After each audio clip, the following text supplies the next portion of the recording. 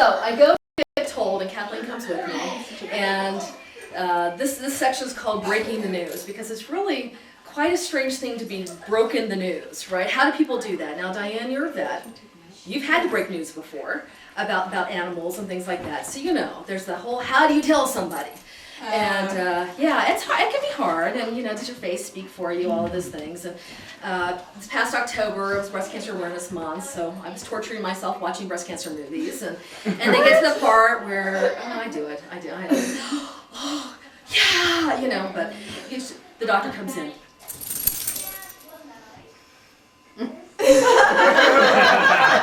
This is what I got mad. I got mad. Now, I didn't get mad at Dr. Crone, because Dr. Crone was great, right? But I got mad watching this, because I'm like, you know what? They copped out. They didn't have to say anything. They didn't have to say, gee, I'm sorry you have cancer. They just can... The person starts crying, and they've got to skip the hard part, right? And I think if someone gets paid that amount of money, they should have to say it too. They should have to say, I'm sorry you have cancer. But then I thought, you know, how do you keep it off your face, right? Because Kathleen will tell you, Dr. Crone opened the door and I started crying. Dr. Crone did not have to do anything else but that. She opened the door. Because it was on her face, right? I'm not wrong about that, right? It was on her face, you know. You know, kind of thing. And so I was trying to figure out a way where you could tell somebody without having a show on your face. Because it must be really hard not to have a show on your face. So I figured, okay, they could stand outside the door, the closed door. Mrs. Ellerby, you have cancer.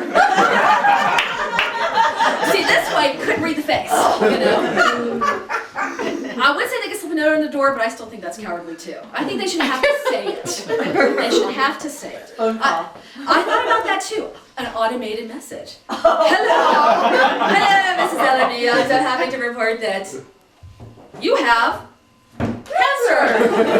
You have diabetes. You have whatever. Because the thing is, you have to like drive over there for them to tell you, which is like really hard. Because then how are you supposed to get home, right? Why can't they just call you on the freaking phone and tell you, I'm sorry, you have cancer, and then I could be in my house and have a fit, right? I'm safe here having my fit. Out on the road, I could hurt somebody. So anyway, so they told me, and she immediately gave me a prescription for a higher dose of blood pressure medication, because apparently my blood pressure was up. You know, totally.